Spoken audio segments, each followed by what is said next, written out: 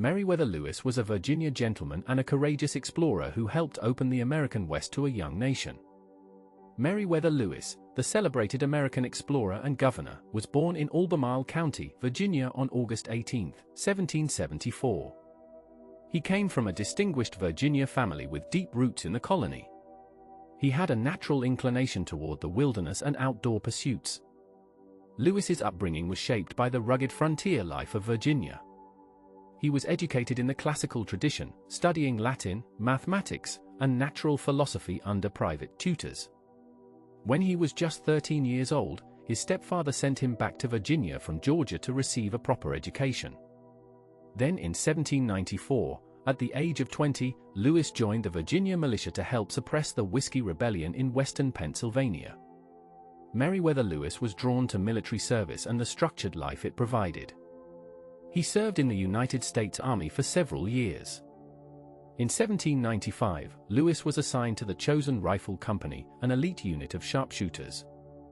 He served under multiple commanders and gained valuable experience in frontier warfare and wilderness survival. Lewis fought in several campaigns against Native American tribes in the Northwest Territory. He learned the skills of negotiation, diplomacy, and leadership that would serve him well in his later expeditions. After years of military service, he caught the attention of the newly elected president.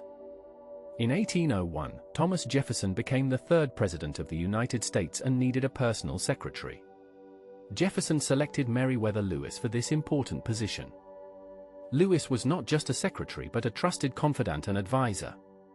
Jefferson had known Lewis's family for years and recognized the young man's intelligence and capability. The president was planning something extraordinary, something that would change the course of American history. Jefferson had long dreamed of exploring the vast territory west of the Mississippi River, land that was largely unknown to Americans and Europeans alike. In 1803, the United States completed the Louisiana Purchase, acquiring approximately 827,000 square miles of territory from France for $15 million. This massive land acquisition doubled the size of the young nation overnight. Jefferson needed someone to explore this new territory, to map its rivers and mountains, to document its plants and animals, and to establish relations with the Native American tribes who lived there. He chose Meriwether Lewis to lead this monumental expedition. Lewis was thrilled by the opportunity and immediately began preparing for the journey of a lifetime. Meriwether Lewis understood he could not undertake such a dangerous and complex expedition alone. He needed a co-commander, someone he could trust completely, someone with complementary skills and unshakable loyalty. Lewis chose William Clark, a man he had served with in the military years earlier. Clark was an experienced frontiersman, an excellent mapmaker, and a natural leader. Together, Lewis and Clark formed one of the most successful partnerships in the history of American exploration. They spent months in preparation, gathering supplies, recruiting men, and studying everything they could about the Western Territories. President Jefferson gave Lewis detailed instructions for the expedition. Lewis was to find a water route across the continent, to establish trade with Native American tribes, to assert American sovereignty over the newly acquired territory, and to document everything he observed. Jefferson, an amateur scientist himself, wanted detailed information about the geography, the climate, the plants, the animals, and the indigenous peoples of the West. Lewis trained with the leading scientists of Philadelphia, learning botany, zoology, celestial navigation, and medicine. He purchased scientific instruments, weapons, trade goods, and supplies for the journey. In May 1804, the Corps of Discovery, as the expedition came to be known, departed from Camp Du Bois near present-day Hartford, Illinois. The expedition consisted of approximately 45 men traveling in a 55-foot keelboat and two smaller boats called pirogues. They began their journey up the Missouri River, fighting against the strong current, enduring harsh weather, and facing countless unknown dangers. Lewis served as the expedition's chief scientist, constantly documenting new species of plants and animals, taking measurements, and making detailed observations in his journals. The expedition traveled through territories inhabited by numerous Native American tribes. Lewis and Clark held councils with tribal leaders, distributed medals and gifts from President Jefferson, and attempted to establish peaceful relations and trade agreements. Some tribes were friendly and helpful, providing crucial information about the route ahead and offering food and shelter. Other encounters were tense, with the potential for violence always present. Lewis's diplomatic skills were tested repeatedly as he navigated the complex politics of the Great Plains and Rocky Mountains. During the first winter, the expedition stopped at a Mandan village in present-day North Dakota. They built Fort Mandan and waited out the brutal winter months. It was here that they met Toussaint Charbonneau, a French-Canadian trapper, and his young Shoshone wife, Sacagawea. Sacagawea would prove invaluable to the expedition, serving as an interpreter, guide, and symbol of the expedition's peaceful intentions. Her presence with her infant son demonstrated to native tribes that this was not a war party. Lewis recognized her importance and treated her with respect unusual for the time. In spring 1805, the expedition left Fort Mandan and continued westward into completely uncharted territory. They sent the keelboat back to St. Louis with specimens, reports, and maps for President Jefferson. Lewis and Clark pressed forward with a smaller party in the pirogues and newly constructed canoes. The journey became increasingly difficult as they approached the Rocky Mountains. Lewis made a critical reconnaissance mission ahead of the main party, searching desperately for the Shoshone tribe and hoping to obtain horses necessary to cross the mountains. Meriwether Lewis experienced one of his greatest triumphs when he successfully located the Shoshone tribe in August 1805. In an extraordinary coincidence, Sacagawea was reunited with her brother, who had become a Shoshone chief. This emotional reunion helped secure the horses and guides the expedition desperately needed.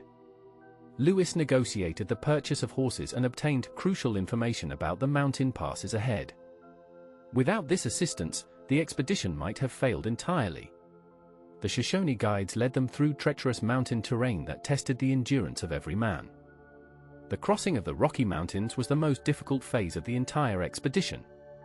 The men struggled through snow, across steep ridges, and along narrow paths where one misstep could mean death. Food became scarce, and the expedition was reduced to eating their horses and whatever small game they could find. Lewis's leadership and determination kept the men moving forward even when success seemed impossible. He shared their hardships, encouraged them constantly, and never wavered in his commitment to completing the mission President Jefferson had entrusted to him. After crossing the mountains, the expedition descended to the Clearwater River and then to the Snake River, eventually reaching the mighty Columbia River. They built new canoes and traveled downstream toward the Pacific Ocean. On November 7, 1805, William Clark wrote in his journal the famous words, "Ocean in view. Oh, the joy!" The expedition had reached the Pacific coast, achieving one of its primary objectives. They built Fort Clatsop near present-day Astoria, Oregon, and spent a miserable, rain-soaked winter on the coast. Lewis used this time to complete his scientific observations and prepare detailed reports. Meriwether Lewis was not just an explorer but a dedicated naturalist and scientist. Throughout the expedition, he documented approximately 178 plants and 122 animals previously unknown to science. He wrote detailed descriptions, made sketches, and collected specimens whenever possible. His journals contain observations about geology, weather patterns, Native American cultures, and the natural resources of the West.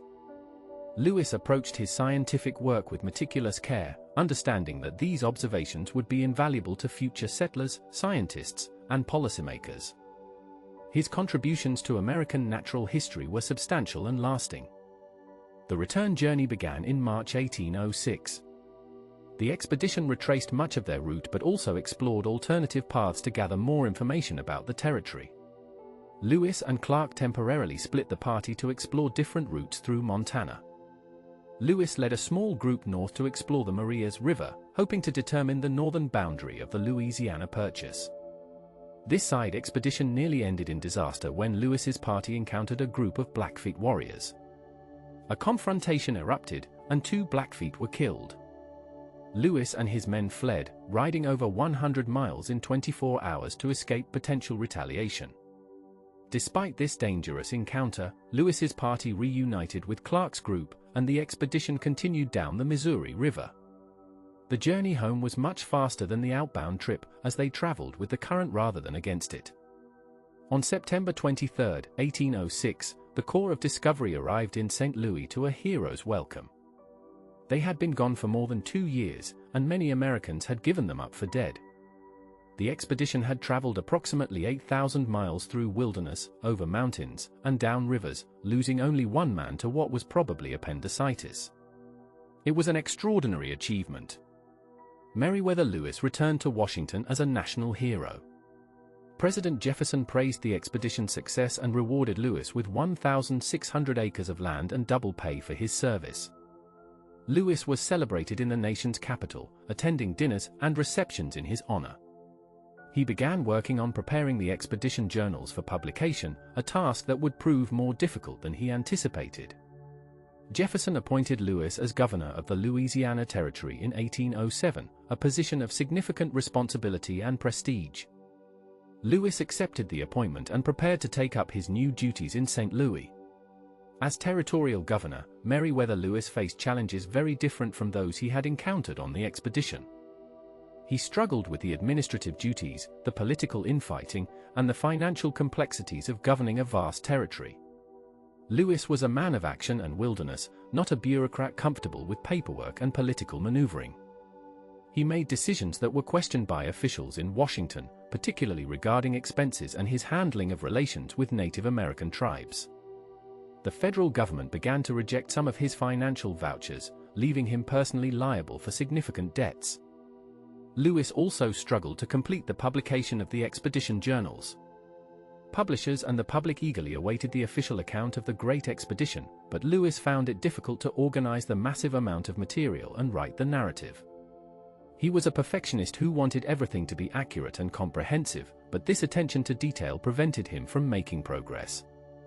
His failure to publish became a source of frustration and embarrassment. Other members of the expedition published their own accounts, which only increased the pressure on Lewis to complete the official version. Meriwether Lewis's personal life during this period remained somewhat mysterious.